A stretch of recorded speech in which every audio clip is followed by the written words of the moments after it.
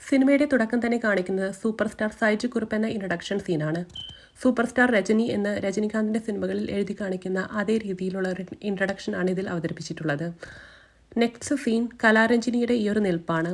ഇത് ഗാന്ധർവം സിനിമയിൽ കൽപ്പന അവതരിപ്പിച്ചിട്ടുള്ള ക്യാരക്ടറിൻ്റെ same kind of പോസ്ചറാണ്. അടുത്തത് ജൂനിയർ സുഭാഷും സീനിയർ സുഭാഷും തമ്മിൽ കണ്ടുമുട്ടുന്ന സീനാണ്.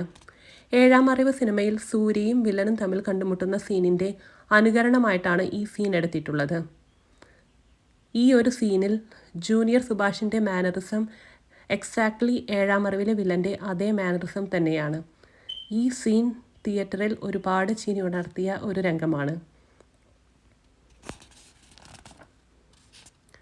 അടുത്ത സീൻ വിനയ് ഫോർട്ടിൻ്റെ ക്യാരക്ടറിനോട് ജഗദീഷിൻ്റെ ക്യാരക്ടർ താനൂര് ചക്ക തിന്നാൻ പോയ കഥ പറയുന്നതാണ്. ഇത് വേഷം എന്ന സിനിമയിൽ മമ്മൂട്ടി പറയുന്ന അതേ കഥ തന്നെയാണ് ഈ സീനിലും യൂസ് ചെയ്തിരിക്കുന്നത്. അടുത്ത സീൻ മാമ മാമ എന്ന് വിളിച്ചുകൊണ്ട് ജൂനിയർ സുഭാഷ് മാമനെ അന്വേഷിക്കുന്ന സീനാണ്. ഇത് ഹൃദയം എന്ന സിനിമയിൽ സെൽവ സെൽവ എന്ന് വിളിക്കുന്ന അതേ ടോണിൽ തന്നെയാണ് മൂവിയിൽ പ്രസൻറ്റ് ചെയ്തിരിക്കുന്നത്.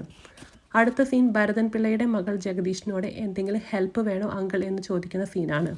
ഇത് പാണ്ടിപ്പട എന്ന സിനിമയിൽ നവ്യ നായർ ദിലീപിനോട് ചോദിക്കുന്ന ഒരു ചോദ്യം പോലെയായിട്ടാണ് പ്രസൻറ്റ് ചെയ്തിരിക്കുന്നത്. അതിൽ എന്തെങ്കിലും ഹെൽപ്പ് വേണോ ചേട്ടാ, അതേ ടോണിൽ തന്നെയാണ് ഈ സീനിലും ഈ ക്യാരക്ടർ ചോദിക്കുന്നത്.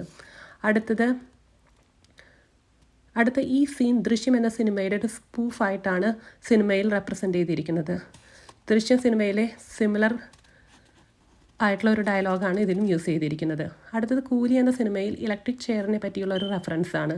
ട്വിൻസിൽ ഒരാൾ ഇലക്ട്രിക് ചെയർ ഉപയോഗിച്ച് ബോഡി ഡിസ്പോസ് ചെയ്യാമെന്നുള്ള ഐഡിയ കൂലി എന്ന സിനിമയിൽ നിന്ന് എടുത്തിട്ടുള്ളതാണ്.